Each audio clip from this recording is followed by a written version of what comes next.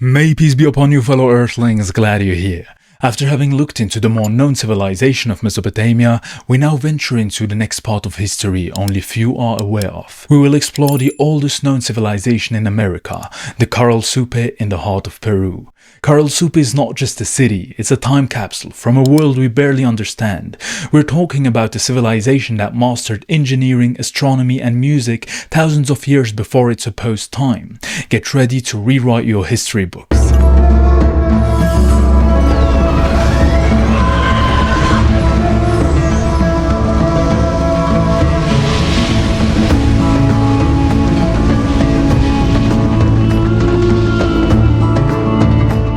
In the 1940s, key archaeological discoveries uncovered large structures like pyramids and plazas, along with artifacts such as quipus, knotted strings, animal bone flutes and cornets. We'll get to all of those inshallah. These finds revealed a much earlier advanced civilization in Peru than previously thought. It pushed back the known start of complex societies in Peru by many years. Before this, the Chavin culture, dating to around 900 BC, was thought to be the first civilization in the area. Now, Caral-Supe is recognized as the earliest civilization of America, shifting the research focus from the highland areas to Peru's coastal regions. Caral is often called the sacred city. According to radiocarbon dating, some Caral-Supe sites date back to before 3500 BC, with the earliest evidence of human activity dating back as far as 9210 BC. Unlike many other ancient civilizations formed by merging small groups, the Caral-Supe civilization started independently, with no contact to other civilizations. The sacred city, a 5,000-year-old site covering 626 hectares, sits on a desert terrace. Its prime location near the Fortaleza, Pativilca and Supe rivers provided many advantages, with its first city, Huaricanga, being one of the earliest in the world. By 3100 BC, people began building large communities and impressive structures, which lasted for more than 1,000 years until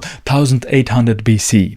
So they emerged 1,000 years after the rise of Sumer in Mesopotamia, existing at the same time as the construction of the Egyptian pyramids, and appeared nearly 2,000 years before the Mesoamerican Olmecs. Further, UNESCO has declared it a cultural patrimony of humanity. Now, I know you're probably curious about the meanings behind those names, Caral and Supe. Unfortunately for those two words, I'm going to have to disappoint you guys. There aren't any clear-cut linguistic explanations for their exact meanings in the ancient language of these peoples. And here's the thing, we don't even know what they call themselves. Caral-Supe is actually a name given to them by modern researchers, with Caral being the main city and archaeological site where we've uncovered amazing discoveries about the civilization, and Supe referring to the fertile river valley that nurtured their culture and provided essential resources. So, while the specific meanings of the words and even the name of the civilization itself remain a bit of a mystery, their significance lies in the fact that they represent the heartland of this incredible ancient civilization. What surprised me is that the Norte Chico people built incredible cities, developed complex societies and even had calendars, but they never invented traditional writing systems. That's right, unlike Egypt's hieroglyphs or Mesopotamia's cuneiforms, they didn't have any written symbols. Instead, they used quipu, I mentioned earlier, a system of knotted cords that served as memory aids or a kind of code. This is incredible because it shows that these ancient people managed to record information and keep their society organized without written words, something that is hardly imaginable today where everything is based on scripture. Quipu might be considered an early form of writing, a technique later used by the Incas. They were literally ahead of their time. Because of this, instead of studying them through their scriptures, we learn about them through things like buildings, tools, and other items they left behind. This makes it pretty tricky to explain their religion to you. But yeah, I still thought that Quipu was worthy of being mentioned. Imagine like writing a whole sentence with knots. It's some kind of like Morse or something. Would never have come to my mind. These guys were creative, apparently. Anyways, if their writing system was like this, what was their language like? Did they speak or did they use sign language? Experts believe that the people of Caral spoke Quechua. the same language later used by the Incas. As the Inca Empire expanded, Quechua spread to other areas such as Cusco and the Sacred Valley, and by the way, it's still spoken nowadays. Now, I always love to hear how languages sound, so I'll show you soon. But let's play a game. Imagine how Quechua sounds for 3 seconds. Alright, let's listen to it. Ikarkantak mi churing kunapas. Hinalatak mi ronaka aska kay pachamang huntayapurkan. Hinalatak mi karkang kay pachapi ukchulala Dios kasukohka. Ipaipak suting mi karkang. Were you close? I personally imagine something a bit different. Anyways, let's get to the architecture. As all early civilizations, Caral-Supe people built impressive stone and wooden structures, including 6 pyramids with staircases pointing to the stars. Each pyramid had an altar and underground channels to harness wind energy. We'll get to those pyramids all over the world one day, inshallah, and live the mystery. But as always, for the Caral-Supe, you have to think for their construction, they didn't have advanced tools like us today. They only used tools they made themselves and relied on their own labor. Or was it aliens once more? Whatever it was, they were truly remarkable. Because check out the city, it looks impressive from above, no? With this round pot and everything. It looks quite special to me. For civilians in Caral, just like today, your home said a lot about who you were. The wealthier people lived in the heart of the city, close to the impressive stone pyramids. Their homes were large with multiple rooms and were made from durable materials like stone. These houses had better furnishings too, made from wood and stone, with some pieces built right into the walls. You might find wooden stools, stone benches or low tables, all covered with woven reed mats or textiles for comfort. Meanwhile, the poorer folks lived in simpler, smaller homes, usually on the outskirts of the city. Their houses were made from basic materials like mud bricks, reeds and thatch. Their furniture was also more modest. Think reed mats for beds and perhaps a few simple wooden stools or benches. In Caral-Supe, the difference in living conditions was clear. The wealthier you were, the closer you lived to the center of power and the more elaborate your home and furnishings. It's a reminder that social inequality has been around for thousands of years, even in one of the oldest civilizations in the Americas. With their sharp minds, even back then they understood fluid dynamics, earthquake prevention, and introductory chemistry. And here I am, glad to have had some acceptable grades. Although the Caral-Supe people didn't have a formal schooling system, they advanced in astronomy, medicine, engineering, and agriculture. They likely shared knowledge and skills through mentorships, oral tradition, and hands-on learning within families and communities. It's very impressive to learn that even back then these people focused on education and learning. The next fact that blew my mind about this culture is that they didn't make weapons or build walls. Yes, you heard that right. No evidence of warfare has been found in Caral. There are no signs of violence such as mutilated bodies or burnt buildings, and the settlements weren't built for defense. Even though they had important resources like farmland and cotton, their society didn't develop out of a need for defense or warfare. Is it only me, or does this sound unreal? Somewhat sad that it does, right?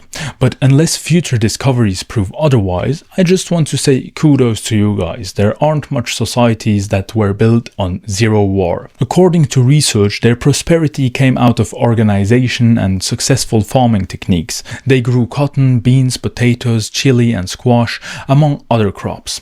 Their agricultural success was due to the clever use of water canals, reservoirs and terraces. It also involved guano, bird droppings, and anchovies as fertilizers to help its crops grow. Speaking of Caral's workforces, both skilled and unskilled work were crucial for its growth.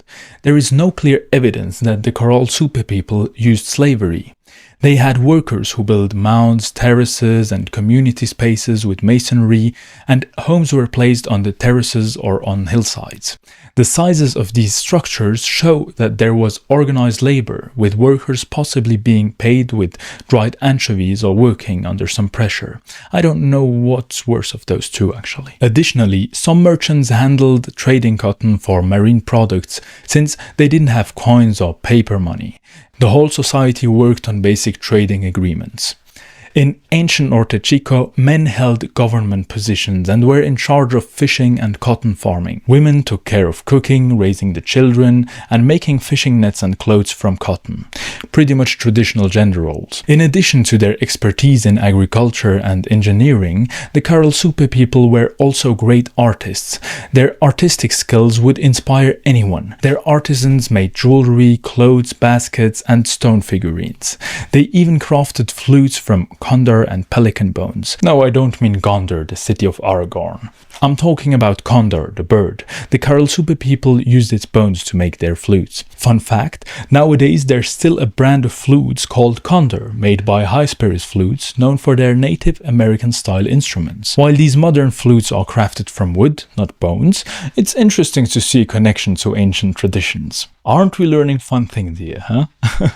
Anyways, back to the Caral-Supe. In addition to flutes, they also made cornets from deer and llama bones. All of this shows that they valued artistic expression. Now, let's talk power. Norte Chico society was driven by economics and religious power, with Caral as the main hub. They traded items like cotton and plants, managing a vast trade network. You might wonder how power was connected to religion in Caral-Supe. Well, it seems their leaders had unique ties to the supernatural. Although we don't know much about their beliefs, what we do know is fascinating. In 2003, archaeologists found a piece of visual art at a Caral-Supe site. A cartoonish figure with a leering smile, hood and fangs carved into a gourd. This image from 2250 BCE likely represents the staff god, a major deity in later Andean cultures. It's probable that people who led the government had special connections to the gods, but this is for a next episode. What you need to know for now is that the religious beliefs and farming was very intertwined for these ancient people, according to our current understanding. As mentioned earlier, the Caral-Supe civilization was already farming mainly squash, beans and corn, also known as the Three Sisters, along with other vegetables. Before 3000 BCE, they also domesticated llamas to use as pack animals. Yes, llamas. We talked about Cusco earlier, so you might remember that Disney movie. You just saved my life. Anyways, raising animals changed their lifestyle dramatically, and since they were also worshipping animals and plants, this brings its own sets of challenges. I mean, did they eat what they revered? Well, their menu indeed was pretty slim, mostly filled with squash, beans, lucuma, guava, pacay and camote, which is sweet potatoes. It was like a perpetual salad buffet. Sounds like a blast for vegans, but these folks weren't just plant-based. They were more like pescatarians. Carl's diet was a seafood lover's paradise, with clams, mussels, anchovies and sardines making regular appearances. And just when you thought it couldn't get more interesting, some researchers went exploring up north and found traces of avocado and akira, a root crop, in their diet. So while the Caral-Supe people might have had a menu that was slim by today's standards, it was certainly diverse and rich in flavor, all while maintaining a deep connection with the natural world around them. Perhaps you could have found a famous tavern mixing it all up and making a famous Caral-Supe. Anyways, this is proof that it's time to end. The legacy of Caral is still felt in today's Andean culture. As the oldest known city in the Americas, Caral's art, religion and way of life have impacted later civilizations and remain a symbol of Peru's rich history. In summary, Caral-Supe is famous for its advanced society and impressive architecture. But now I'm still curious, did you know of the existence of this ancient civilization? Because I didn't. And if so, did you know that they didn't do war and that they wrote with knots? Very interesting. Anyways, let me know your thoughts in the comments below and see you next week, inshallah.